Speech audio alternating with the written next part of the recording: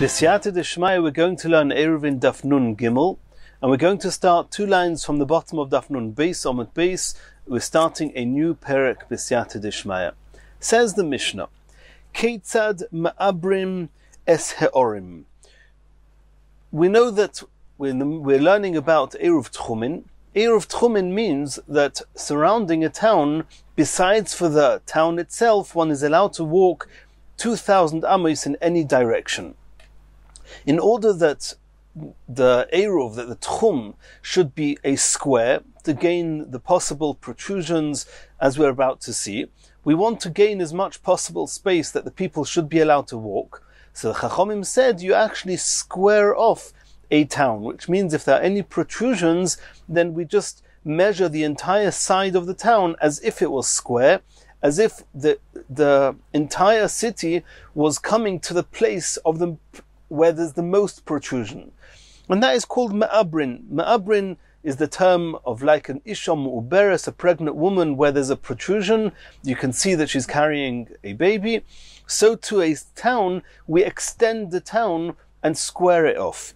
Keitzad ma'abrin es ha'orim. How do we extend the boundaries of a city and thereby determining the tchum of 2,000 amos from that point? Bayis nichnas, bayis yoitza. In the event that there was no wall going around the city, there were just homes, and there was one home that was recessed and another home that was protruding. And that means that the wall was not totally level. Then what they would do is, as we'll soon see, they would take the measure, which was the string they used to square off the town, and the home that protruded on one corner or on one part of that edge of the city, they would assume that all the homes were protruded that amount, and that's where they would square off the city and count the 2,000 amos from there. In the event that the city had a wall around it, pogum nichnas, pogum yoitza, if there was a tower, which is typical for cities with walls around, there was one of the towers was recessed, it was further in, another tower was protruding beyond the wall, or if there were ruins of buildings that were 10 tefachim high and they were extending from one of the city's corners, or geshorim, or if there were bridges protruding at one of the corner, or nefashos, or tomb buildings, sheyesh ben beistira, those that had dwelling that one could dwell in them. In all these cases, moitzien es hamido kenegdon, they would extend this measure, this rope that they would use to square off a city and be able to measure the 2,000 amos. They would moitzien es hamido kenegdon, they would extend this measuring line as if it was level, the entire edge of the city, and it would be level to the outermost point of all the above mentioned. And the boundaries surrounding the city would be made as if it was a square tablet. Obviously, it doesn't mean square in terms of that all sides of the city are the same, because that doesn't necessarily have to be true. It could be a rectangular. But either way, they square it off, meaning that each side is straight and right-angled, so to speak, with every other edge of the city, and the outermost protrusion is the one that defines the edge of the city. Kadeshe niskores as obvious, in order for them to gain all those additional areas in the corners. Says the Gemara, Rav u'Shmuel. There was a discussion between Rav and Shmuel as to when the Mishnah says Keitzad ma'abrin, and ma'abrin as it's printed in our Mishnayos is written with an ayin. The question is, Chad Toni ma'abrin, v'chad Toni ma'abrin. Rav and Shmuel, one of them actually taught that it was ma'abrin with an ayin, and that would mean like a woman who is mu'uberes, and the other one learnt it was ma'abrin with an aleph, which means a limb, as if there's a limb protruding at one point, and then they would, so to speak, protrude such a similar limb, virtually speaking, for the rest of the edge of the city, and that's how they would square off the city. The question is, which is correct? Is it ma'abrin with an ayin? Is it ma'abrin with an aleph? Mandatoni ma'abrin the one that taught that the correct version is ma'abrin with an aleph, they understand the word to mean aver, that there's an imaginary limb protruding at one corner to straighten off and be parallel with the limb that's protruding on the other corner. For example, if on the south of the city, on the western corner, there's a tower protruding, a type of limb, then they would, virtually speaking, have a similar tower on the eastern side of that southern edge of the city, and then they would pull a rope between one tower and the virtual second tower, extending the entire edge of the city to the point beyond the tower. Umandatoni ma'abrin, the one that taught that the correct version is ma'abrin with an ayin, is ki'isha ubara, is like a pregnant woman whose body is enlarged and there's parts of her body which are protruding, she's carrying a child, and that's this city also, if it's got protrusions, they would square off the city. Now the Gemara is going to bring another discussion, Rav and Shmuel, on the meaning of a couple of other words in the Torah. Ma'oras hamachpela. The Torah speaks about the double cave where the Ovois were buried, where Adam and Chava are buried. The Imohis, most of the Imohis were buried there. It's called Ma'oras hamachpela, a double cave. Rav and Shmuel, they were arguing, Chad Omar Shnei Batim Zu Lifnim Mezu. One said that this cave had two rooms, one in front of the other. V'chad Omar Bayis ve'aliyah al Gabov. The other one said it was actually a room with another room, a level on top of it. It was two rooms, one on top of the other, not one inside the other. Says the Gemara, Bishlei milamanda Omar ze al Gav ze.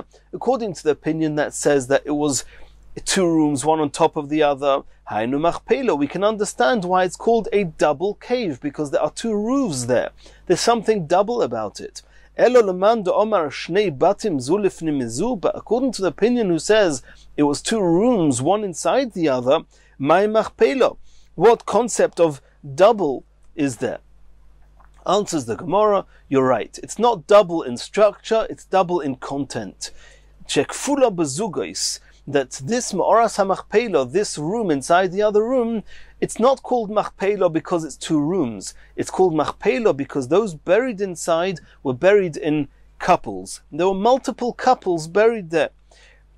As we learned from Chazal learned from a pasuk, Mamre Kiryas Arba, that Hebron is referred to Mamre, the city of four. What's four about the city? Omer Yitzchak, Kiryas Ho'arba Zugais. It's the city that had four couples buried in it. In the Ma'oras HaMachpelah, there were four couples buried there. Adam and Chava. Adam Rishon and Chava were buried in the Ma'oras HaMachpelah. Avraham and Sarah. Avraham Avinu with his wife Sarah Imenu are also buried there. Yitzchak and Rivka. Yitzchak and his wife Rivka Imenu are buried there. Yaakov and Leah. Yaakov Avinu and Leah are buried also in the Ma'oras HaMachpelah. So since they're four couples, they're buried there as couples, it's called Machpelah, a double cave. Continues the Gemara, another example of a word that can be understood two ways, Vayhi bimei Amrophel. It was in the days of Amrophel. Rav Shmuel, they argued who is this Amrophel, or more accurately, not who he was, but what was his real name. Chad Omar Nimrod Shemoy. Once one of them held that his actual name was Nimrod. However, the Torah called him Amrophel. V'loma nikra shmoi Amrophel. Why was he called Amrophel? She'omar v'hipil Avraham Avinu b'seich kivshon ha'esh. He gave word and he cast Avraham Avinu into the furnace. And the word Omar he said, and Hipil he threw. Omar and Hipil together make Amrophel. That's why he was called Amrophel. But his real name was Nimrod. V'chad Omar, another opinion was Amrophel Shemoy. His real name was Amrophel. V'lomo nikro Shemoy Nimrod. Why was he also called Nimrod? Shehimrid es kol ha'olam kuloi olov v'malchusoi. The word Nimrod is from the word mered, which means to rebel, and he caused the entire world to rebel against Hashem. Another example, V'yokom melech chodosh al Mitzrayim. The pasuk says that a new king arose over Egypt. Rav Shmuel argued, what does chodosh mean? What was new about this king? Chad Omar, chodosh mamash. One says it was genuinely in practically a new king. The old king died, the new king was anointed. The other opinion holds that it was just that his decrees were made new, they were new, but the king himself, he was not a new king. The opinion who says that it was genuinely a new king, it says he was a new king. If he says it was a new king, we imagine it was a new king. The other opinion who says that just his decrees were new, they notice that the pasuk doesn't actually say that the previous king died and a new king was appointed. It just says a new king arose. So they assume it was the old king with new decrees. And now the Gemara asks, according to the opinion that it was just that the decrees were renewed, it says that this new king did not know Yosef, didn't know about Yosef. If it was the same king, just that he renewed his decrees, what does it mean he didn't know Yosef? Of course he knew who Yosef was.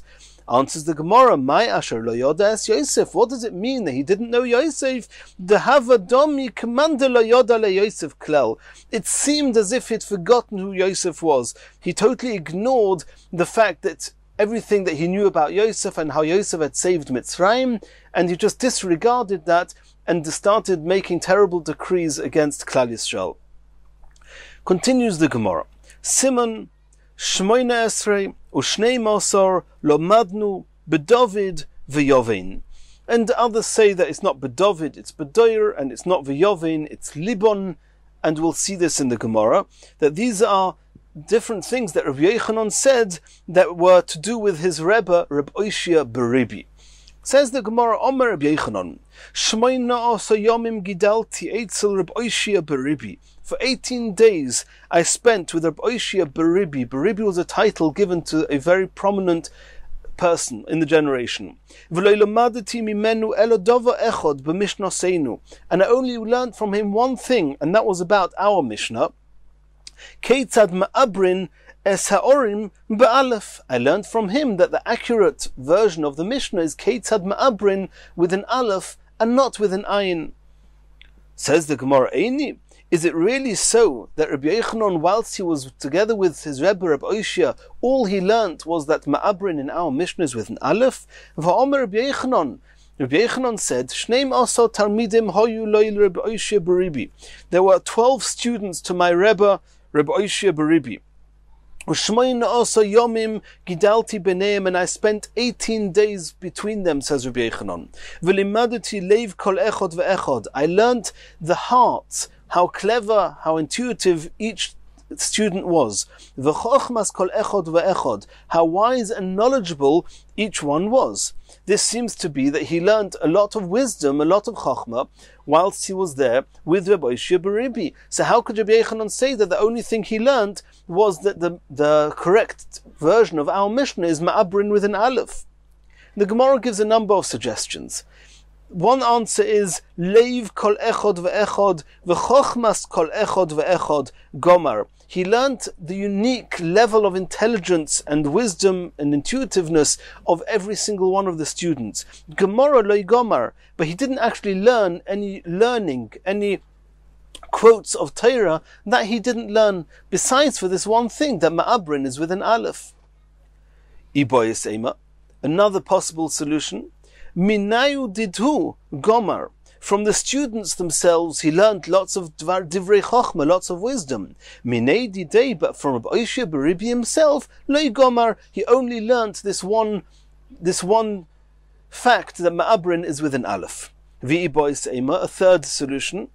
Davar echad b'mishnasenu k'omar. The only thing he learnt regarding and relating to Mishnayos is that in our Mishnah ma'abrin is with an aleph. But regarding brises and svara and understanding, he may have learnt many other things during those 18 days. Continues the Gemara. V'omar Rabbi Yochanan. When we were learning Torah by Rabbi Oishia Beribi,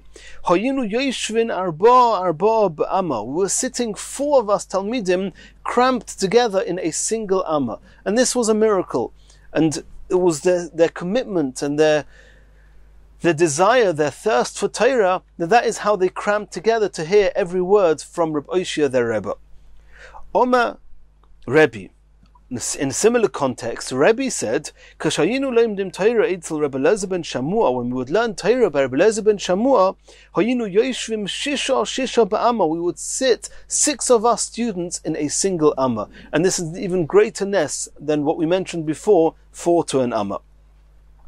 Continues the Gemara. Omer Rabbi Yochanan, Rebbe Oshia beribi b'doiroi. Rabbi Oshia beribi in his generation, Reb Meir b'doiroi, was compared to Reb Meir in his generation. Ma Reb Meir b'doiroi, in the same way as Reb Meir in his generation, lo yochlu chaveirei v'lamoid al soif daitoi. His colleagues could not fathom the depths of his understanding, the depths of his reasoning, and this is something we saw in Daf Yud Gimel Amud Beis. After Reb Oshia, so too Reb Oshia beribi, he was so deep that lo yochlu chaveirov lamoid al soif daito, his colleagues were unable to fathom the depth of his understanding and reasoning. Omer Rabbi Yochanan, libon shel rishonim kepischoi shel ulam. The hearts of the previous generations, we'll soon see who they are compared to the entranceway of the ulam of the Mizbeach, of the ulam in the Beis HaMikdash, that was very, very large. And on Daf Chof Aleph, Amud Aleph, we already saw that that area encompasses the entire Torah. But the minds of the scholars of the later generations, kepischei shel heichal, are relatively smaller, just like the entranceway of the heichal, which was smaller than the entranceway to the ulam. But for us, which are even later generations, kimloi nekev machad sitkit, is just as small as the eye in the needle, a very fine needle, the one made that was used to mend tears in the clothing. Rishonim, who are these Rishonim that Rabbi Yochanan mentioned that their hearts were like the Pischoi Shel Ulam? Rabbi Akiva, it's referring to Rabbi Akiva. Achronim, who are the later generations? Rebbe Lezer ben Shamua. Ikeda Omra, others say, Rishonim Rebbe Lezer ben Shamua. The earlier generations are Rebbe Lezer ben Shamua. Achronim Rebbe Oshia beribi, and the later ones are Rebbe Oshia beribi. Va'onu kemeloi nekev machad sitkis, but for us, our minds are like the eyes of this needle that is made to mend tears in the clothes, which is relatively minuscule compared to the previous generations. Omar Abaya added, Va'anan, and for us, ki siksa beguda leGemara. When referring to Gemara, which is comprehension and understanding Torah, we are like siksa beguda. It's like a peg. We're trying to force a peg into a very narrow hole into a wall, and that's very challenging and hard to get it in, and you can only get a very narrow peg in, and even that's very difficult. Abaya said that's how difficult it is for us to comprehend Torah. Omar Rava said, Va'anan, and us, ki etzba'asa bekira lisvara. Regarding svara, which is understanding the halachas of the Torah, it's as difficult as etzba'asa, like trying to force a finger, bekira, into a hard lump of wax, and it's very difficult. You can't really get your finger into the wax, you can just get a bit of wax stuck to your finger. So that's so too with us. When it comes to understanding the Torah, some of it sticks to us, but it's very hard to get into it. Omer Rav Ashi says, Anan, for us, ki etzba'asa bebira l'shikcha. Regarding how easy it is to forget what one has learned, it's like etzba'asa bebira, it's like putting a finger into a pit, which is very, very exceptionally easy to do that. That's how easy it is for us to forget our Torah. Continues the Gemara. Omer of Yehuda Marav. Bnei Yehuda, the residents of Yehuda, shehikpidu al Leshonam, they were very particular with the way they would speak. They would speak in a very refined fashion. Niskaima Torasam biyadam, the Torah knowledge they attained, was retained, it stayed with them. Bnei Golil, however, the people of Golil, shelo yikpidu al Leshonam, they were not particular in the way they would speak. Lo niskaima Torasam biyadam, the Torah knowledge did not stay with them. Asks the Gemara, Midi bikpeida talya milsa, does the amount that Torah is retained and stays with a person depend on how particular he is in his manner of speaking? Ella, rather, it's as follows. It's not how particular how refined you are with your speaking, it's rather how precise you are with recording what you've learnt and understanding and remembering what you've learnt. Bnei Yehuda, the Daike Lishna, the people of Yehuda, they were very precise in the language, that they very meticulously recorded the exact terminologies used by their Rebbes with the transmission of Torah. And therefore, they managed to, they received a very accurate version of Torah. Umisnechei lehu simna, they assigned symbols, signs, to remember exactly what they had learned in its accurate and precise fashion. And that's why Niskaim Oteros and Biyadam, they retained their Torah knowledge. Bnei Golil, however, the Bnei Golil, Lishna, they were not precise in the matters of language. And they did not assign symbols and signs to remember what they had learned and the accuracy of what they have learned. They did not retain their Torah. Another reason, says the Gemara, Bnei Yehuda, the people of Yehuda, Gomru Michad Rabbah. They learned from a single teacher, they got used to his style, his fashion of transmitting Torah, and therefore they could retain Niskaim Oteros and Biyodam, the Torah stayed with them. However, Bnei Golil, the people of Golil, Deloi Gomri Michad Rabbah, they did not learn from just one teacher, they learned from numerous teachers, and every teacher had a different way of teaching and different style of teaching, and therefore, the Torah they learned was not retained in the same way as the Bnei Yehuda. Ravina Omar, Ravina says that Bnei Yehuda de Galu Masechta, they would reveal the Masechta, and Rashi's got two explanations. What does it mean, de Galu Masechta? Either it means they would teach it to others, or it means that they would be very particular at understanding and every word and the depth of every word that they received, and therefore Niskaim Oteros and Biyodam. However, Bnei Golil de Galu Masechta, the people of the Golil, where they did not elucidate their learning so much, they didn't need to give it over to others, they were not prepared to give it over to others, they didn't put in that effort to be particular and understand every single last word of the Torah, and therefore the Torah was not retained in their hands.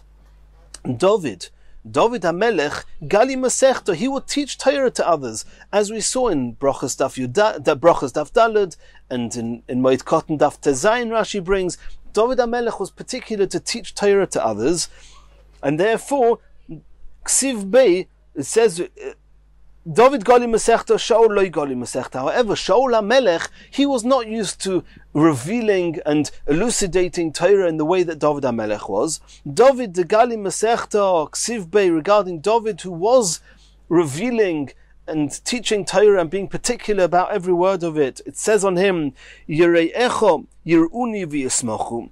Those who revere you, you shall see me, David HaMelech, and rejoice. And the reason for rejoicing is because the Torah that he was teaching was accurate and his halachic decisions were binding.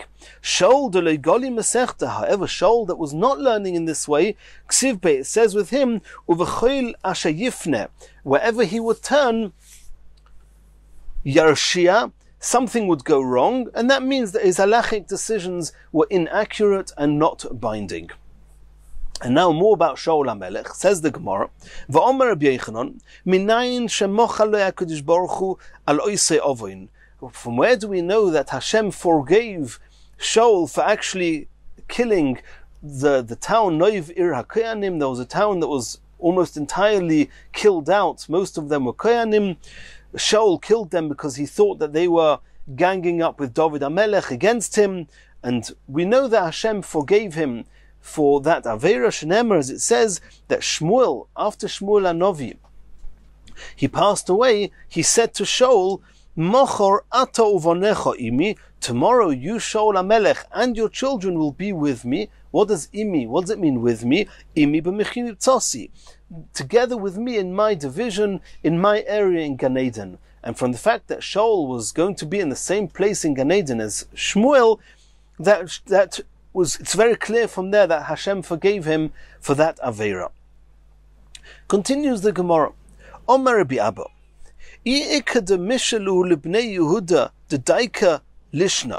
If someone asks the people of Yehuda, and we know, as we saw before, that the people of Yehuda are very precise in matters of language. If somebody were to ask them, Ma'abrintnan or Ma'abrintnan, is the correct version in our Mishnah with an aleph or with an ayin? Or if somebody would ask them, Akuzutnan or Akuzutnan. This is regarding Bechiras, where one of the treifas, one of the things that will tell us that an animal is treif and cannot be used as a korban, is if it only has one of the testicles. How would one test if an animal that seems to have one testicle, but it does have two pouches, how would we know if there's a second testicle hiding there? Then the animal would be positioned on its akuzu. And then there would be a procedure that they would be able to test if there's a second testicle that would come down into the pouch. The question is, this akuzu, is it spelt with an aleph or with an ayin? So Reb Abba said, what do you think would happen if we asked the people of Yehuda which is the accurate version? Ma'abrin or ma'abrin? Akuzu or akuzu? Yoda. Of course they will know. She'elinu. So they asked the people of Yehuda these two questions. Va'amrulei, the people of Yehuda answered, Ikadatoni ma'abrin. There are those who learn ma'abrin with an aleph, ve'ikadatoni ma'abrin, and those who learn ma'abrin with an ayin. Ikadatoni akuzu, ve'ikadatoni akuzu. Some write akuzu with an aleph, and some write it with an ayin, which means that there's a basis for both versions, and neither one is absolute correct or incorrect. Continues the Gemara. Bnei Yehuda daika lishna. Mahi. Let's have an illustration of this fact that the Bnei Yehuda were very particular and precise in matters of language. Dahu bar Yehuda, there was this person from Yehuda, the Omar Lahu, who said to people, he declared to the public, Talis yeshli limkur, I have a cloak to sell. Omrulei, they asked him, Man, mai gavon talischa, what is the color of your cloak that you want to sell? Omar Lahu, he answered them very, very precisely. Ketardin ale adomo is similar to the beat on the ground. He explained and he described the exact color without leaving any possibility of ambiguity. He was very precise with his language. Bnei Golil. However, we learned that the Bnei Golil were not so particular with their language. They were not precise in matters of language. Let's have an illustration of that. Mahi. The Tanya we saw in the Brisa. Dahu bar Glila, there was a person from Golil. V'hava ka'ozil v'omar luhu. He went and he declared, he was asking people, Amar leman, Amar leman. Who has Amar? Who has Amar? Amrulei, they said to him, Glila shaita, you foolish Golil person. The word Amar can mean four different things. Do you mean Hamar? Chamar lemirkav, which Chamar means a donkey to ride on. Oy Chamar, do you mean wine? Lemishte, to drink. Amar, do you mean Amar with an ayin? Lemilbash, which is wool for clothing to wear. Or Oy Imar, do you mean Imar, which is a sheep? Li'itkaso, which is to be slaughtered. Tell us what you want. Tell us what you're looking for. So you see there that the Golil people, they said in a very slurred language, they'll just say a word that could mean anything and everything, and was very unclear. Another example, Hahi itza debaya lameima lechaverta. There was a certain woman who wanted to say to her friend, Toi. And Rashi says she actually wanted to say, Shloivti, my friend, Toi. Come, Do'oichlich, I want to feed you chelba, with fat to eat. However, she didn't say shloivtich, which means my friend. Omrlo, she said to him shloichti, which actually means nothing. Toichlich, instead of saying toi, come v'oichlich, I will feed you, she said toichlich, you should be eaten by, instead of saying chelba, fat, she said lavya, which is a lion. And she said to her friend, you should be eaten by a lion. That's not very sensible thing to say, and clearly showed the inaccuracy and the lack of precision in the way they were speaking. Another example, maybe a bit comical, but not so funny. Hahu itza, there was a certain woman. She came in front of a judge. What she wanted to say was that she had a tablet, which is a big block of wood or whatever it was, that somebody had stolen from her. And he wanted to impress on the Dayan that it was very large, it was even larger than he was. And so she said as follows, Omrale, she said to this judge as follows, Mori, my master, Kiri, but instead of saying Kiri with a kuf, which means master, she said Kiri with a chof, which means slave. Taflo, obviously, instead of saying Tavlo, I had a tablet, she said Taflo, which means I had a beam. V'gonvuch min, instead of saying that it got stolen from me, she said V'gonvuch, they stole you from me, as if the dayan, as if the judge had been stolen from her. Ukdu havas, and this is what it was. And now it was. Instead of saying this is, she wanted to say this is how big it was. She said kdu, and now it was. Dekadshadru loch ilavei. And she wanted to say that if it would be measured against you, it would be even larger than you. And she said, Dekadshadru loch ilavoi. If they were to hang you onto this beam, loimoti karich ara, your feet would not reach the ground. And this was very clearly not a very comfortable way of speaking, and this was another example of the indistinct speech and the unclear speech of these people.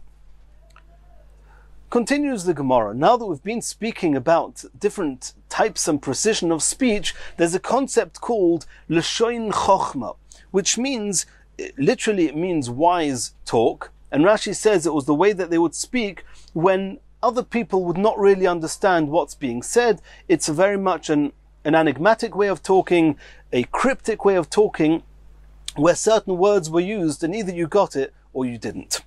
Amsa de Rebbe, the maidservant in the home of Rebbe, ki hava mishtoya beloshen chochma, when she would speak in this cryptic fashion, omra hochi, she would say as follows: Olas nokfas bekad, the ladle has hit the barrel.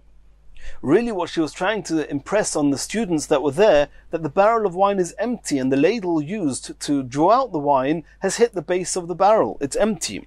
Yid'un nishraya lukinehoin, the eagles should fly to their nests. And she was telling them, in a very diplomatic way, she was saying to them, I think it's time for you to leave and to go back home. And when she would want them to continue staying in the home of Rebbe and staying at the table, she would say, she would say to them, which means a piece of her friend shall be removed from her, referring to another barrel. They were going to remove the stopper from another barrel. Even though this barrel, the one that they'd started drinking, is now empty, we were going to remove a piece of her friend, the next barrel, from her. V'tiskafe olas bekad, and the ladle will then float in the barrel, ke'ilfa de'ozla b'yama, like a ship floats on the sea. And that would be her way of saying, we're going to open another barrel of wine, and you should feel comfortable to stay. Another example, Rabbi Yosi bar Asyon, ki hava mishtoi beloshen chochma omar. When Rabbi Yosi bar Asman would speak in this type of cryptic fashion, he would say as follows: Asur li shur b'mishpat betur miskein. What Rabbi Yosi bar Asyon actually wanted was asuli, make for me, and he wanted them to make for him tardin, beets, with chardal, with mustard. And the word tardin, beets, can be split into two. Tur, which means actually an ox, and din, which means judgment. The word chardal, which is similar to hardal, could be split into two. Har being a mountain, and dal meaning poor. So he would say in his enigmatic form, he would say, Asuli shur b'mishpat, prepare for me an ox in judgment, betur miskein, with a poor mountain. And those wise amongst them would understand that he wanted beets in mustard. When he was inquiring after the welfare of an innkeeper, Omar Hochi would say as follows, because an innkeeper is actually ushpazichani. That's what an innkeeper is. And this word is actually split into ush, pi, zu, chi. Now these four words, ush, pi, zu, chi, ush is like ish, is like a man. Pi is a mouth. Pum is a mouth. Zu is dain, is like this. Chai is alive. So what would he say? He would say, Gvar pum dain chai. The man of this mouth is alive. And really what he was asking was, Ushpezuchi is, how is the innkeeper doing? Mazu toiva yesh. Where is this good that there is? And he meant to ask, is this innkeeper alive, and how is he doing?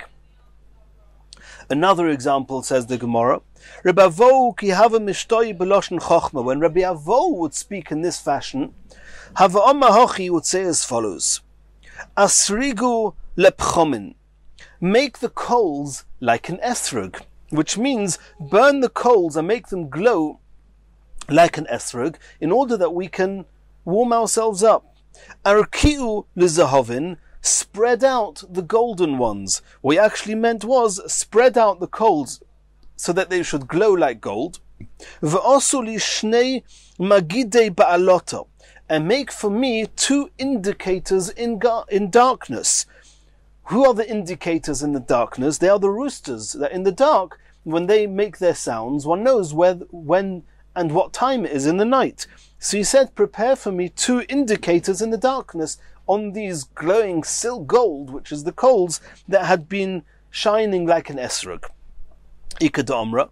Others say that Rabbi Avo would say, V'yasu li bohen shnei magidei bal'ota, and make with these coals 2 indicators in darkness, which means to roast the roosters on the coals. Another example, says the Gemara, Omruli Rabbanon Rabbi Avo. The Rabbanon said to Rabbi Avo, Hatzpineinu heichon Rabbi Loi tzofun. Show us where Rabbi Loi is hiding. Omar lehen, Rabbi Avo said to them, Olatz, which means rejoicing. Olatz benara, he rejoiced with a young woman. Aharoinis, achiranis, eironis, vihin iratu. Those are the words he said. What does he mean? He said, Olatz benaro, he was rejoicing with a young woman. Aharoinis, from the tribe of Aaron, she was a kohenes. Achiranis, the latest one, because his first wife had passed away, this was his second wife. Eironis, a very lively one. Vahin iratu, and she kept him awake last night, and now he's resting. Omri lo isha. Some say he was referring to a woman. Beloy had just remarried and stayed up the previous night with his new wife. V'omri lo masechta. Others actually say that these words, these cryptic words that Rav Avo said, Olatz benaro, aharoinis, achroinis, eironis, vinarito, actually means a masechta, which means he was learning Torah. He stayed up all night to learn Olatz benaro, which means that he rejoiced with the Torah. Aharoinis, which part of Torah? Seder Kodshim, which discusses korbonos, which belong to the tribe of Aaron. Achroinis, which means that he made a siyum on a previous Masechta and now started a new Seder, a new Masechta. Eironis, it was very lively, and it kept him very involved. Vahin eritu, and it kept him up all night. And that's why he's not available now.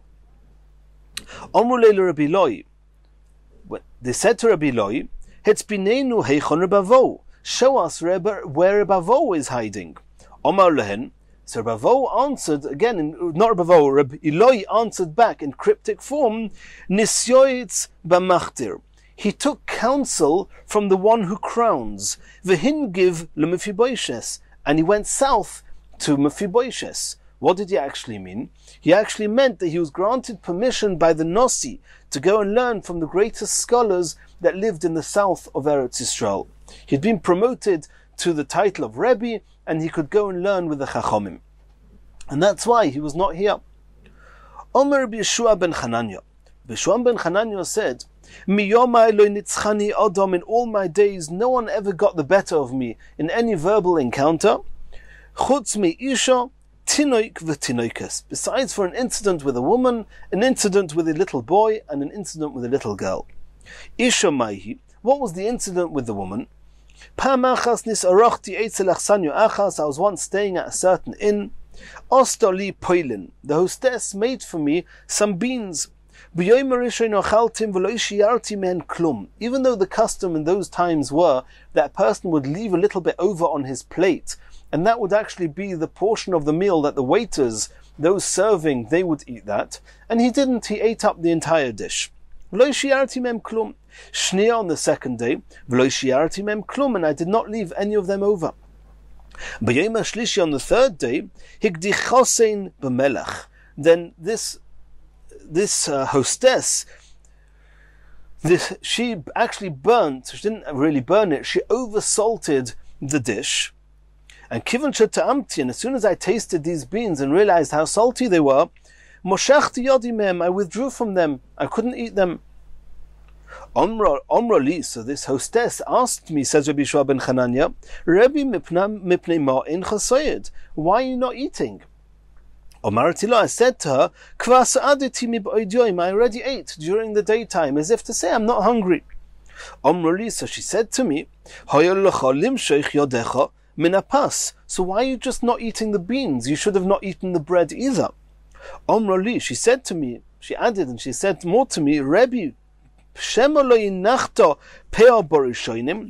could it be that it's because you didn't leave over a little part of the beans in the first 2 days when I gave you the beans? Maybe you're now leaving over the beans now to make up for it.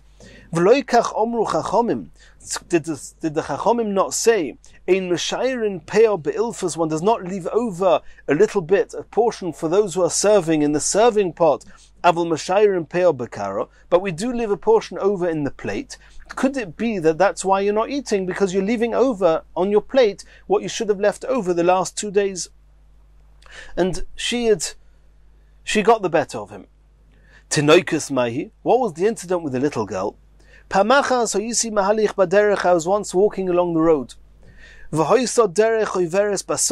I noticed a path that was going through the field, and I walked along it. I assumed if it's a well-trodden path, it's a public fairway, I can go through it. Omroli tinik achas, a little girl said to me, Rebbe, lo sodeh hizu, can you not see this as a field? Is this not a private field? How are you going through it? Omarti lo, so I said to her, lo derech kvushahi, is this not a well-trodden path? Is it not clear that the public are allowed to go through it? Omroli, she said to me, listim kamoischa kovshua, it's other thieves like you that have trodden the path in a private field. You're not allowed to go there. And all those that went there against the law. Tinuik Mahi, what was the incident with the little boy? I was once going along the way, and I saw a child sitting at the crossroads, at a fork in the roads. And I asked this little child, which is the road that will take me to the town? Omarli, so the little child said, Zuk tzorov aruka, this one here is short and long. V'zu aruka tzora, but this one is long and short. V'olachti b'ktzorov aruka. B'shua ben Chananya says, I went on the short and long one. He told me it was short, I'll go on the short one. Kivan shigati le'ir, when I was approaching the town, Motzasi shemakifin oiso gano yisu paradesim, I realized it was surrounded with gardens and orchards, and it was impossible to actually reach the town itself. It was very complicated to find the way around these orchards and gardens. Chazarti le'achorais, I turned back to where I came from. Omarti le, I said to the little boy, B'ni, halo yomarto li k'tzoro, did you not say this was a short road? It doesn't take you to the town. Omarli said to him, V'lo yomarti lecho, did I not tell you aruko, that even though it was short, it was long? It was short in distance, but it wasn't going to get you so easily to where you want to get to. Nishakti val roishois, I kissed him on his head, v'omarti lo, and I said to him, Ashreichem Yisrael, praiseworthy are Klal Yisrael, shekulchem chachomim gedolim atem, you're all very wise. And this was expressed by the speech. He said, Aruko k'tzoro, k'tzoro v'aruko. Migdoilchem ad ktanchem, from your old to your young, you're all very, very wise. You're wise people, and this is tremendous praise to Klal Yisrael. And in Mir Hashem, in the next shir, we're going to continue from here.